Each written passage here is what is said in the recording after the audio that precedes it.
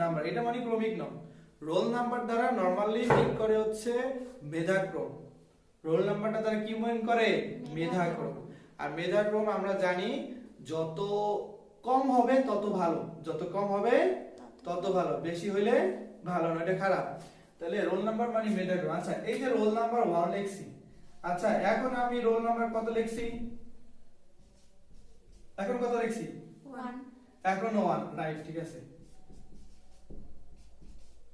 আচ্ছা এই যে আমি কত লিখছি? 5 টাকা, রাইট। আচ্ছা বলতে পারো এই যে আমি কত লিখছি? 5 টাকা, রাইট। বলতে পারো এই যে আমি কত লিখছি? 5.50, 5.5 টাকা।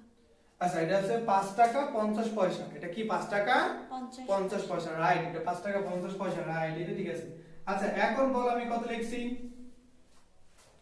5 টাকা 25 পয়সা। রাইট, 5 টাকা 25 পয়সা।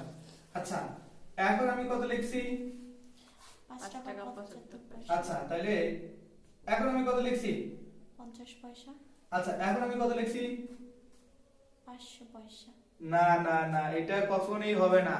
এইটার জন্য আমি তোমাদের বলতেছিলাম যে না, এটা 5 টাকা 500 পয়সা কখনো হবে না। 500 পয়সা যদি হয় তাহলে তো আবারও 500 100 পয়সা 1 টাকা না, তাহলে আবারও তো 5 টাকা হয়ে যায়। তাহলে 5 টাকা 5 টাকা করে 10 টাকা হয়ে যায় না? 500 পয়সা কখনো হবে না। এটার পাশে যদি আরো একটা শূন্য দেই, কখনো 5000 পয়সা হবে না, কখনো কি হবে না।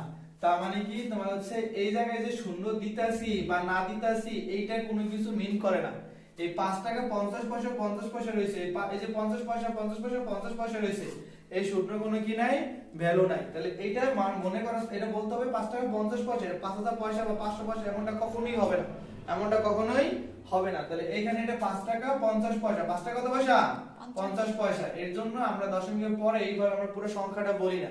তো ভাই 5 টাকা 3625 কেমন হয়? 5 টাকা 625 টাকা, আবার তাহলে কেমন হয়? এটা হইতে পারে? এর জন্য দশমিকের পর ভাঙা ভাঙা বলতে হবে।